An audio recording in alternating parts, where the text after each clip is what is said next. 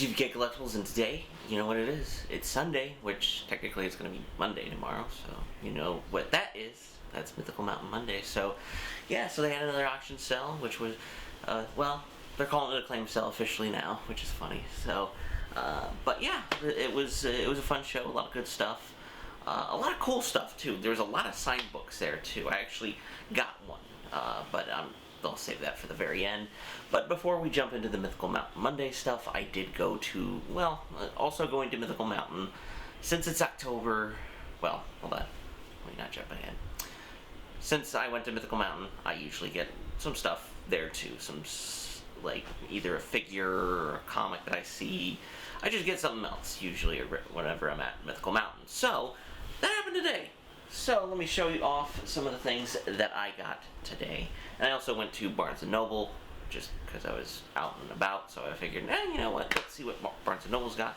And it is October, so I am mainly looking for a lot of spooky stuff, like a lot of, not scary, but a lot of horror movie stuff, a lot of spooky, scary stuff, you could say, too spooky.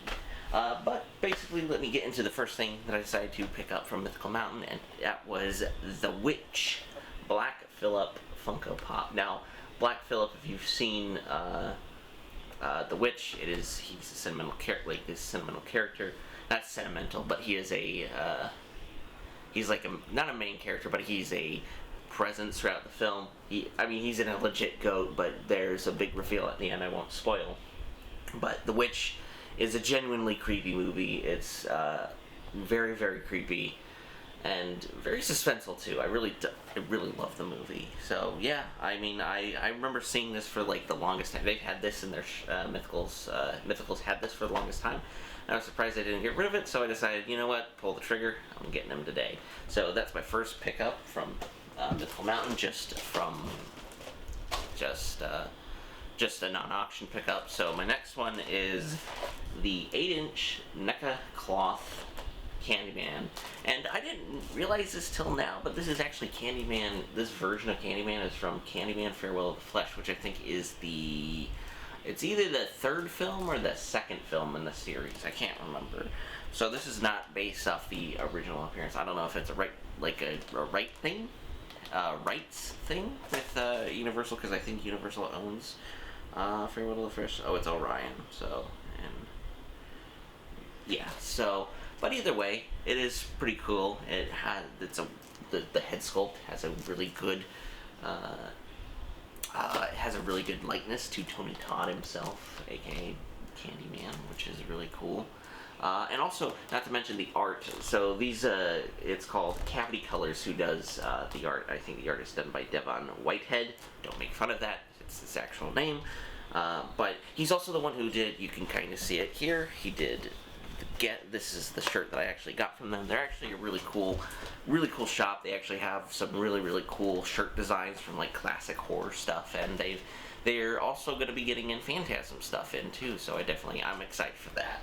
So yeah, that's Candyman once again. And the last thing I think I got from Mythical that isn't a non-auction thing is this cool Halloween pin. It's kind of hard to tell. Let's see if I can zoom in on it real quick. Yeah, it's kind of hard to tell, but basically what it is, for those of you who've seen Halloween, it is Judith Meyer's headstone.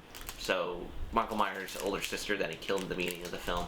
It's a really cool one. Once again, this is done by Trick or Treat Studios. They have, for me, they've kind of came out of nowhere. Like, I didn't hear of them until I think really the tail end of last year. But man, they put out some really good stuff, including some good pins. Them and Cavity Colors do really good jobs.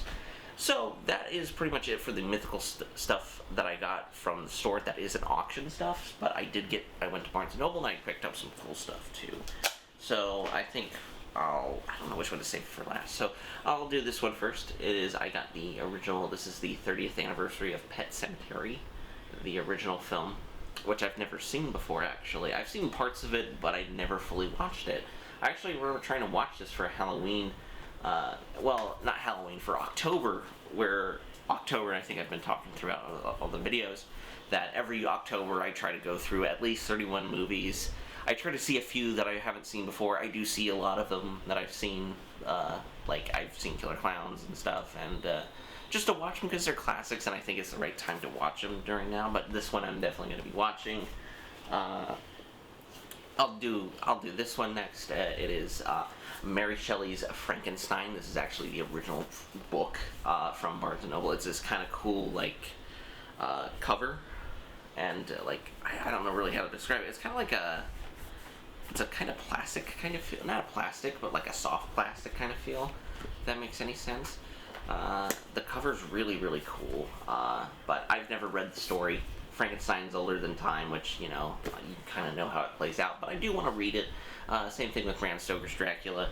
I have that one too. I need to read it, and it's the right time to read these books. So yeah, I got Frankenstein. And this one I was really kind of excited to see because I've not seen this film, but I've heard it's crazy and wonderful. It is the Japanese House.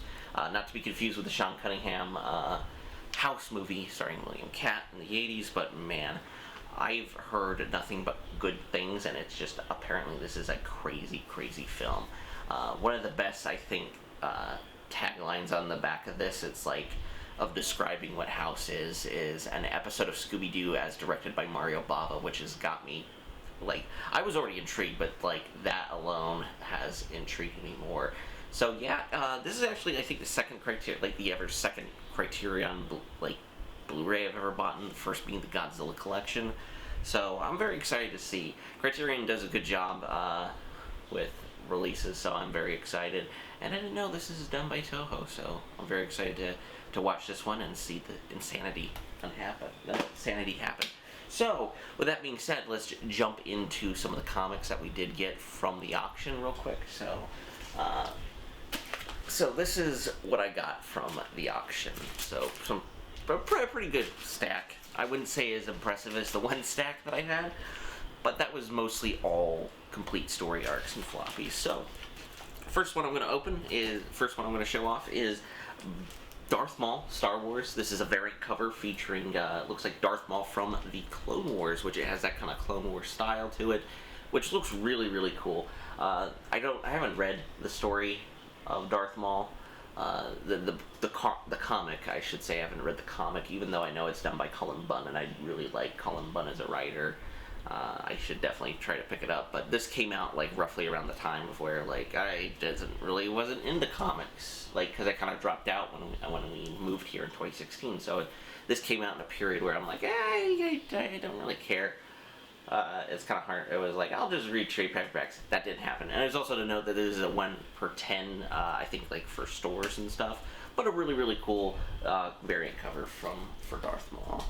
This one I'm really excited to read, actually. It is back when DC Rebirth started to take full force.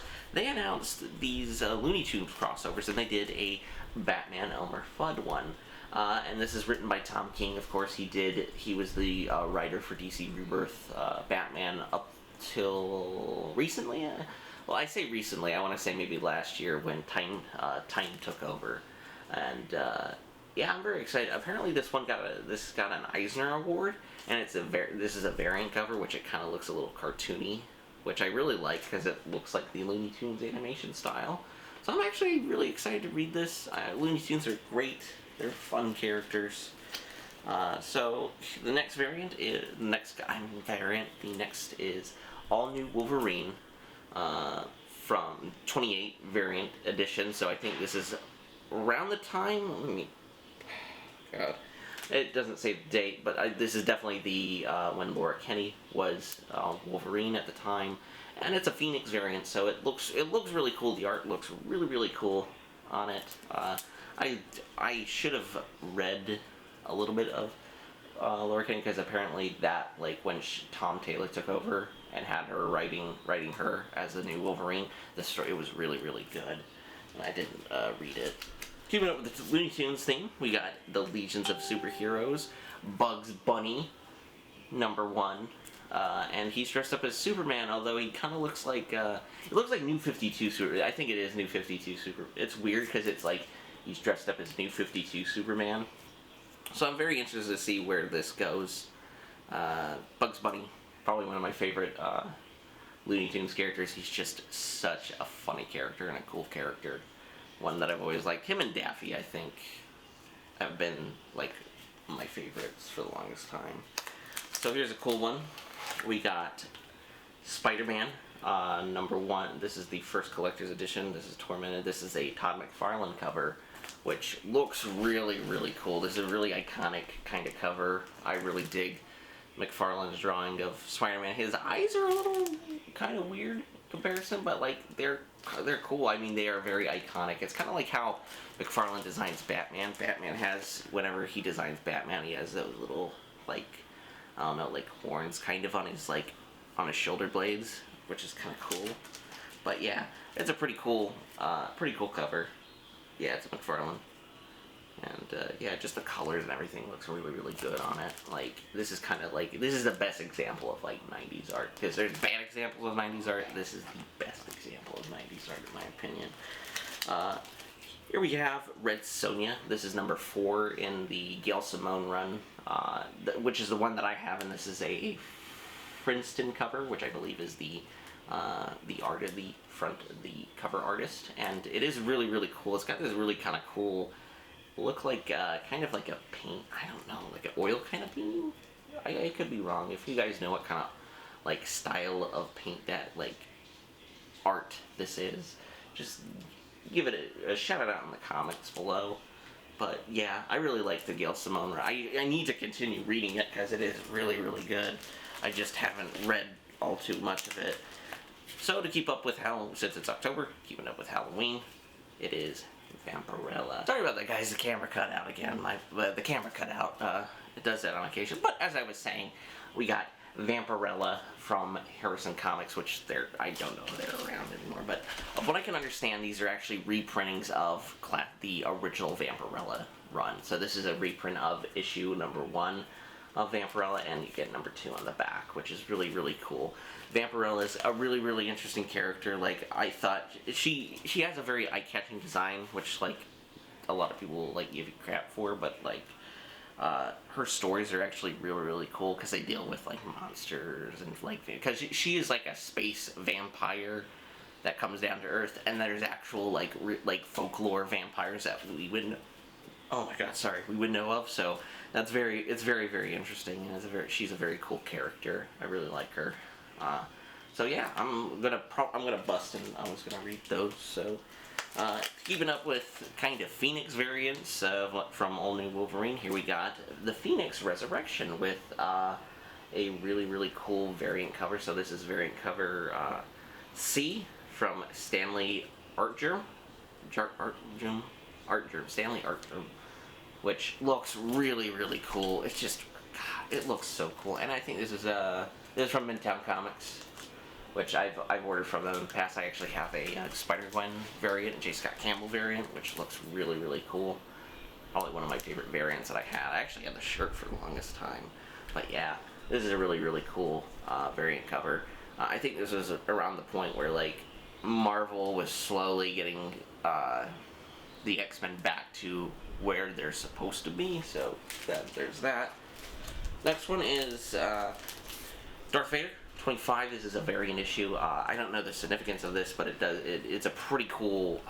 Oh man, it's a really cool art cover. I think you have Dr. Aphra, you have Vader, you have, oh my God, I can't remember her droid, the murder droids, but the murder droids are great. But yeah, it's a wonderful cover. I don't know who the artist is, but I wish I did. But yeah, the Darth Vader comics just in general had really, really good art covers. I think all the series so far. Like, I didn't read the Charles Soule run that took place after episode 3, but I heard that series was really, really good. Keeping up with Halloween and, keeping it up with the horror, we got this really, really cool, it's a Saw one-shot called Saw Rebirth. I've only seen the first film, and it's done by IDW LGF Flying Meats Films. Okay, so it's kind of a joint collaboration. I haven't seen all the Saw franchise. I've only seen 1, and I think I've seen a bit of 2, but I did like 1 a lot. because it's so weird. Like, one kind of gets crap for being torture porn, where it's like there's really not that much in there. Like, to think it's like, oh, you're just seeing people getting tortured. It's actually like a really cool kind of detective story, and almost like an anthology movie too. I think. God, the guy that I watched, Dr. Wolfula, he's a really cool YouTuber. Like horror YouTuber, and he described it as a anthology, and I could definitely see that, and I'm very interested to see this. I don't know if I'll read this immediately. I may wait because I have a bunch of stuff to read on Halloween, which is going to be a first. So I'm going to be watching movies, I'm going to be reading comics, I'll probably be carving a pumpkin. So yeah, I think that's going to be really interesting to see. Keeping up with the Halloween thing, we got the Avengers Halloween special. Now, I don't know anything about this variant, like this cover, or not the cover, the book itself, but I am very excited to read it because it is a Halloween special. I love when comic books do like holiday special, like if it's a Christmas special or mainly a Halloween special. Those are the two primary ones that you get to see a lot often. It looks really cool. So you got Tony Stark, and you got like Captain America, like having being an amalgamation. Like he's got Hulk arm, he's got a thing arm, Ben Grimm thing arm, and yeah, it looks really cool. Like it looks like Tony's like a mad scientist, which is really cool. I'm actually really excited to see that. Read this. I'm gonna be reading that on Halloween too. A lot of Halloween ones. So these next few, so we got Uncanny X-Men number 223 with Storm fighting a snake. I think this is within the Savage Land storyline, because that's like what she looks like. Storm has been a really cool character in recent. Like Storm just in general is a really cool character. But I was reading, I think it was Marauders, and she's one of the swordsmen. She has to get a sword. Like she's one of the fighters in the tournament.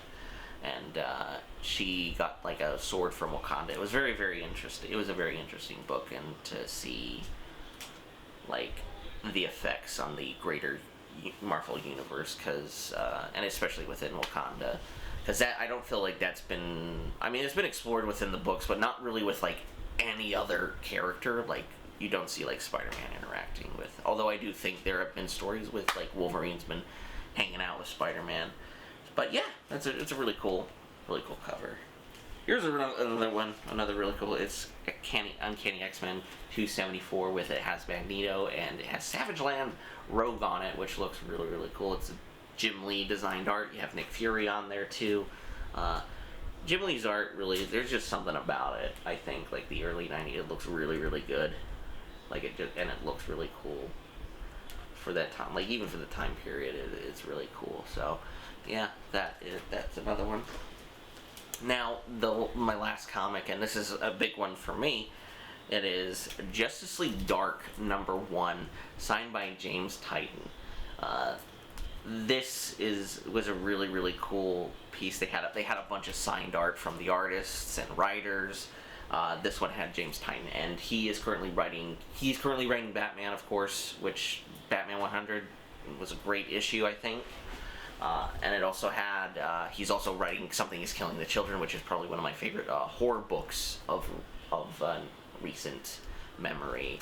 Probably since like what's the last horror book I read? I read a thing by Zenoscope called The Watcher, which was really cool.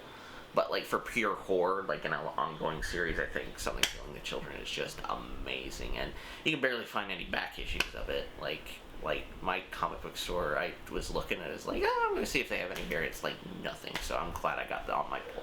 I'm glad I got that story on my pull. But once again, Justice League Dark, I'm slowly getting into Justice League Dark 2. And it's really cool. I like how Wonder Woman is on the team, too. Because she's dealing with magic, so yeah, have her in there. You got Zatanna, you got Man-Bat. I forget. You got Swamp Thing, who's really great. I forget who the chimp's name is. I read the issue and I can't remember. I'm so sad. But it is a really cool book. But yeah, so that was pretty much it for Mythical Mountain Mondays. I hope you guys enjoyed the video. Remember to hit subscribe and hit that little bell notification so you can get notified when we upload videos like Mythical Mountain Mondays, What's in the Box Wednesdays, figure reviews. And also hit that like button too. I am also to say you can follow me on GVKCollectibles you can follow me me at GVKCollectibles on Instagram. You can follow Cole at my brother at Jack's Pop Guy, of course. We both have Mercari stores. Mine, I actually put up quite a bit of stuff. I put up a lot of, since I recently got the Friday the 13th box set, I actually put up pretty much all my old my Friday the 13th DVDs. So if you were looking to get DVDs, or if you know somebody in the market for DVDs, definitely go look there. I did also put up two Trick or Treat Sams from Spirit of Halloween. So yeah, I hope you guys enjoyed the video, and I'll be seeing you soon. Peace.